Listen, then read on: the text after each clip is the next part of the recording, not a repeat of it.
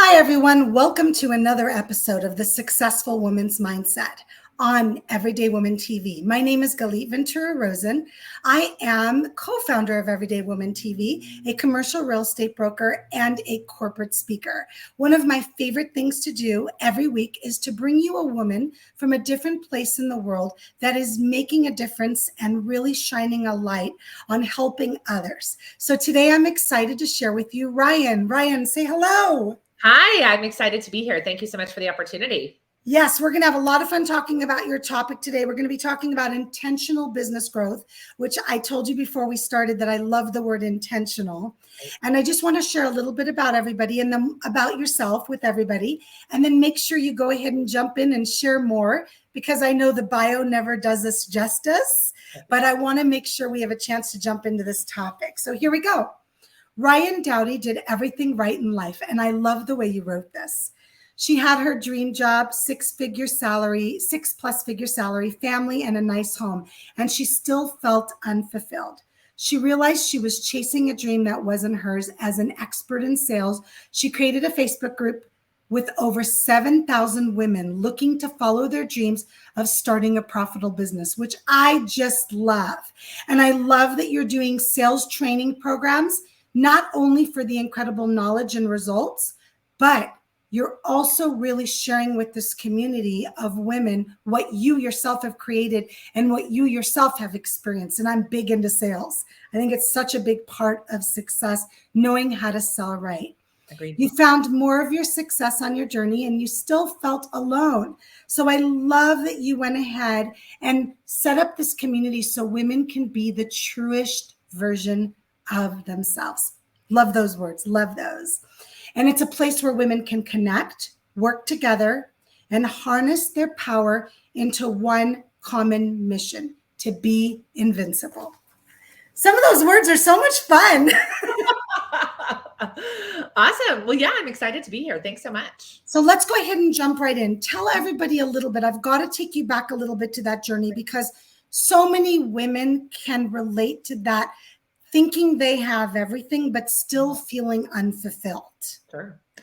I hear the story over and over and over again, right, Galit, all of the time, of these women who are wildly successful on paper. And they actually have a term for it. They call it golden handcuffs, right? Where you are in this place where you're successful, maybe you're making a decent amount of money, you've climbed the ladder to a certain point, you've grown your business to a certain point, and you feel like it's too late to make a change, right? Because how can you go from here and it feels like either taking a step backwards or a move that you're not excited about. So for me, it was that, right? I'd climbed the ladder in my career, and then I started a business and I built that business, and then I still realized that so much of what I was doing was guided by outside forces and not really ever taking the time to ask myself, like, what do I want? What would make me happy? What kind of business do I want to build? How many hours a week do I want to work? How much travel do I want to do? What kind of people do I want to work with?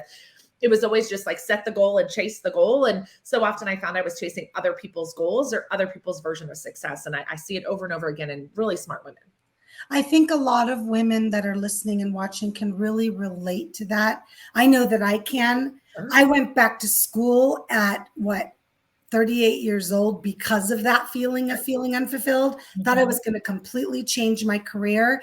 And then I found what I'm doing today. So I think that unfulfilled feeling, that feeling of, for me, being a mom of three at that time that were under the age of 10, 9 years old when I went back to school, for me, it was getting in bed at night, exhausted from my day between running my businesses and running my household and taking care of the kids, and still feeling like something was missing. Yep, 100%. What advice or what could you give those women that might be feeling that right now, so maybe they can find their way to the other side like you and I did?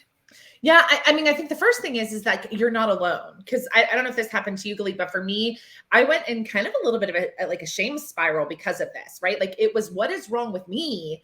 Because why can't I just be happy? Right? Like, you have everything, like, what is wrong? So I went into like this guilt and shame, and you should be grateful. And you have, you're so lucky and so blessed and all these different things. So, I went through that. So the first thing I would say to somebody who is experiencing that right now is you're not alone. And honestly, as I talk to women, this is actually a very common story. So the first thing is stop beating yourself up. And the second thing is that it's never too late to reinvent yourself. right? I think we are sold, again, this old Yes. conditioning of like, you climb the ladder and, you know, you do the same thing. You pick a career when you're 18 and you do it when you die, and you retire with your Rolex and all the different things. And like, you can reinvent yourself over and over and over again. And there are no rules around that. And again, it's the fear of judgment. We're like, what are people going to think? You know, I went to school to be an attorney and now I want to go do this. Yes, I can relate. I can relate to that one. Right. No, I mean, I got an MBA, you know, I did all the things. I did everything that, you know, I thought was going to make me happy, or other people told me would make me happy. And, you know, I continue to reinvent myself all of the time. And I know that there's judgment. But really at the end of the day, like my quest is joy and happiness and a fun, fulfilled life with my family, and everybody else's opinions. Just, I've had to learn to turn it off, right? To not really lean into that. I wish I could say that I was perfect at that. I'm not, but so the two things I would say is, one, you're not alone. So stop beating yourself up. And two, like, there is no limit of times that you can reinvent yourself until you find the path that you want to be on. And one of the things that I want to chime in with, which you may have experienced, I did, is that the people that love you, that are around you, they get nervous when you start changing things, because in their eyes, your life is so perfect and you're making all this money and you're doing all the things that you're supposed to do, and they will try to talk you out of it. And so I want to throw in real quick, not all those people are against you. Sometimes it's the people that love you the most and they just are fearful for you to fail. And so my experience with the people that love me the most was, look, I appreciate you being concerned for me, but I promise you, I know what I'm doing and I'm not concerned about failing. And so, yes, there's always those haters and those naysayers. Those people, let's get out of our lives.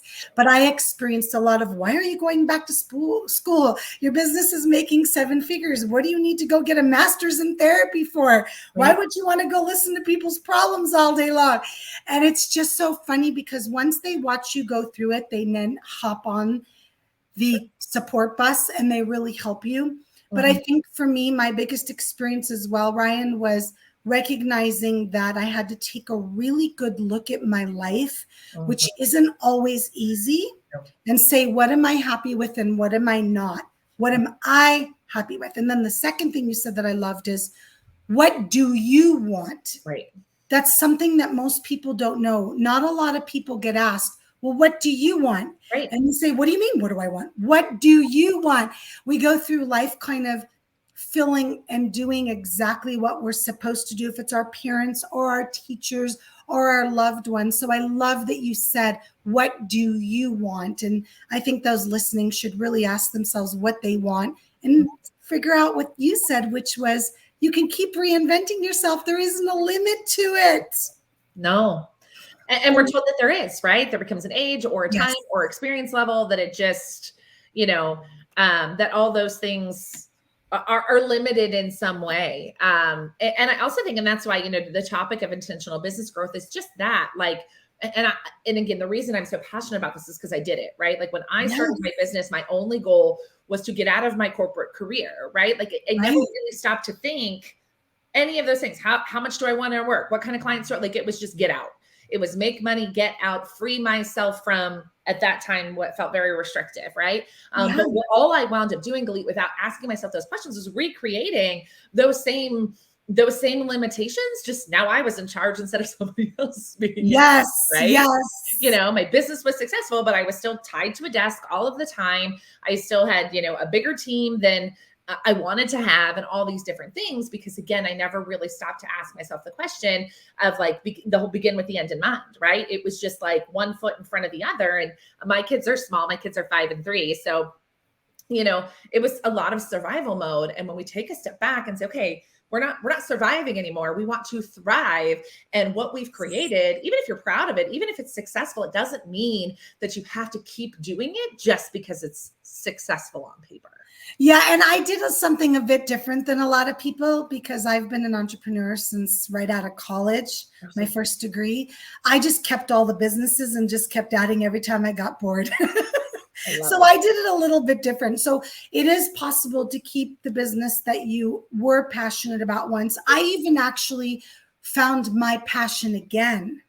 So being in commercial real estate since I was 22 years old, and I'm turning 50 in a few weeks, I have to tell you that I had to refine my passion by finding a new passion. So Mhm. it's another avenue that maybe people can go. And I just decided I like this idea of being a serial entrepreneur and now have 4 businesses.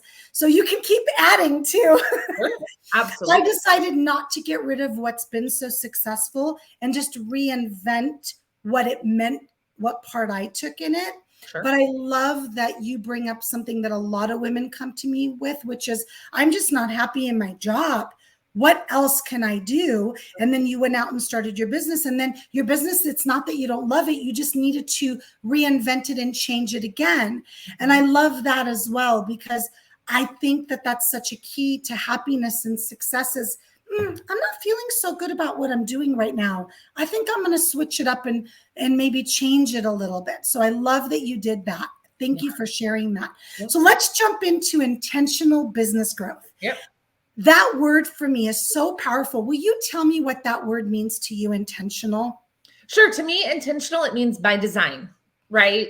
It's by being very specific and designing something the way that you want it to look.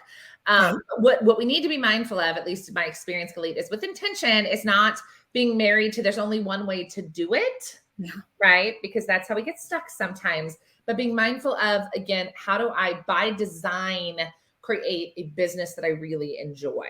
And like you said, maybe it's the role that you play in the business. Maybe it's the service delivery that changes, how you deliver service, who you hire in different roles. There's a million different ways to fine tune this. But for me, intention means by design. Oh, I love that. I love that. And for me, intentional, it just really means I mean to do it and I want to. Sure. So it's the same thing, right? I want to do it and I mean to do it this way and I'm gonna do it this way. So I love that word for me has the most uplifting energy behind it for some reason. It's not I have to, but I want to. And that's the by design that you talked about. So I like the word that you use, design, because when I think of design, I almost think about if I want to redecorate my house and I'm going to do it my way. Yeah. So that's what it means to me. So it's interesting to see how those words play with each person. So let's give everybody some intentional business growth. What can they do to be intentional about their business growth? Absolutely. So for me, it's first and foremost, it's the personal responsibility piece, right? It's understanding that life is happening for you and not to you. Yes. You know, there's so many women, and myself included, right? Where it's like, well, it just snowballed, it just got out of control. And people kept asking me, can I do this? Can I do this? Can I add this service? And then all of a sudden we wind up with this thing, at least that was my experience. I wound up with this thing that was just not for me at all. But I have to own my part in that, right? Right? Like for me, it is personal responsibility. Step 1 to intention is personal responsibility, deciding that, life is not happening to me, it's happening for me. And every single opportunity that I get exposure to, every person that I meet, I get to, again, intentionally decide, do I want this opportunity? Where do I put this in my priorities? So I think step 1 is that personal responsibility, putting yourself in the driver's seat. Because again, I see it so often with business owners that, maybe the business is struggling or it's not growing as quickly as we like, and we'll just take any kind of project, anybody who will pay us type of stuff. And that's, to me, that's not intentional, right? That is not by design. That's not personal responsibility. It's saying, hey, I'm just taking what I can get instead of I'm going to go out and curate what I really want. So I think step 1 for me is personal responsibility. And then step 2 for me, Galit, is really around, again, that question of what do you want, right? Like work backwards of, what type of business do you want to run? How much money do you want to make? How many employees do you want to make? Do you want to have an office? Do you want to be remote? Do you want, all of those different things? What kind of clients? And work backwards into what you want, right? In a perfect world, everything is amazing. You work 3 days a week from 9 to 3. You have a team no bigger than 10. They're all over the, whatever that is, just really getting clear on that. Because again, we cannot intentionally design what we don't decide we want. If we don't know what we want. Right? So for me, it's really taking that time to reverse engineer, Again, Yeah. how much time do you want to be on camera? If you're doing, like I do a lot of business remotely, I'm sure in commercial real estate, you do a lot face to face, but a lot of what I do is online. How much time do I want to spend in this chair talking Yes. to other humans, right? Like, how Yes. much time do I want to spend in service delivery versus my job as a leader? How many people do I personally want to lead versus who are those people leading, right? Like, what profit margins are attractive to me? Like, those types of things is really sitting down and thinking about that first. Mhm. And again, these things can change, but Of when course. we have a clear vision of where we're going, that's where the intention comes in. When otherwise, But it's this just is a great place to start totally for those people listening and going, where do I get started? Obviously, one of the things you said over and over again that I completely agree is you can reinvent yourself. So that's where the change, but what a great few steps for everybody to just get started with. Is there anything else we should tell them? So for me, it's personal responsibility, right? Begin with the end in mind, and the final thing is persistence, Yes. and being open to the magic, right? So you're like, Ryan, you just told me to plan what I want. Now you're telling me to be open to the magic, right? We have to decide where we're going, but we have to be willing. For me, it's like really letting go of attached to like you just being really rigid in it. Like, I'm not willing to take the blinders off and look left and look right? Because I think that's where the magic comes in, right? The random person that you meet at an event, or that person that, you haven't seen in 7 years randomly calls you, and, like, being I open. love random things. Right. Ryan, with age, I've learned more and more, and I'm going to say it because that's what we're talking about, letting go of control. Amen. So Yep. that way I can allow the things that come. And I am fascinated because when I realized the power of letting go of that plan that was only this way, Yep. everything opened up. And I think you said it so well, and I want to revisit that. It's okay to have a plan.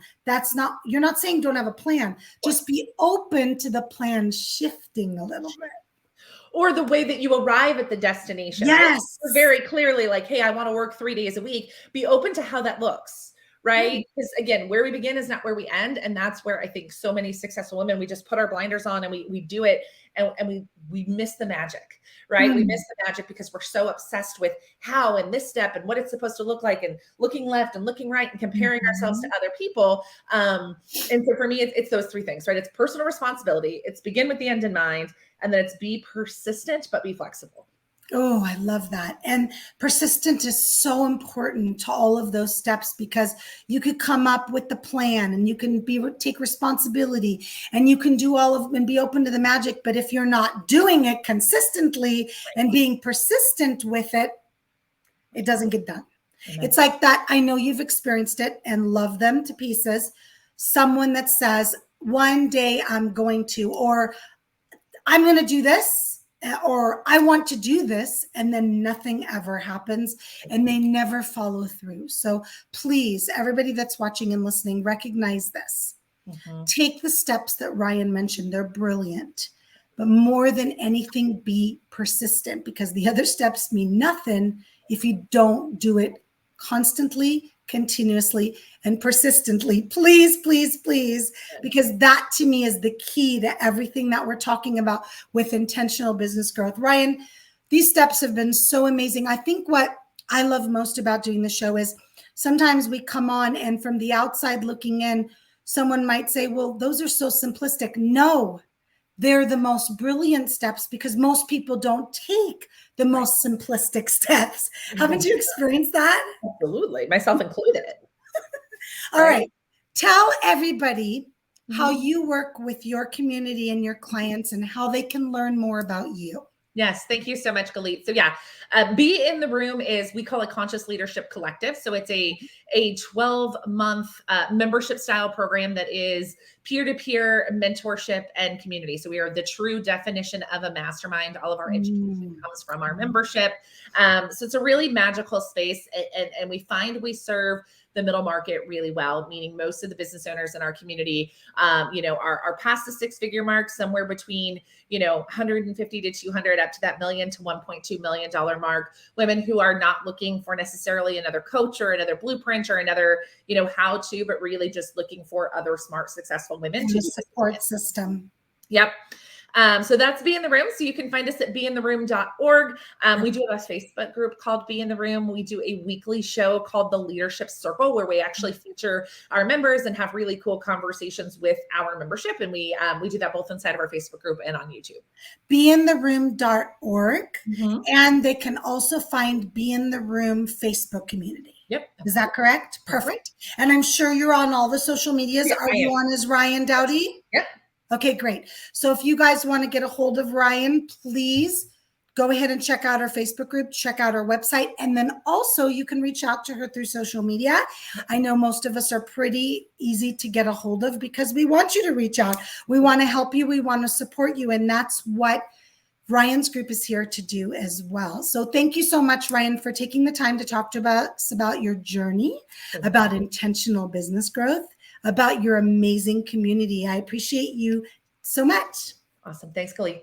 Thank you. Bye, everybody. Thank you so much for watching and listening to another episode of The Successful Woman's Mindset. My name is Galit Ventura Rosen, and I'll see you next time. Bye.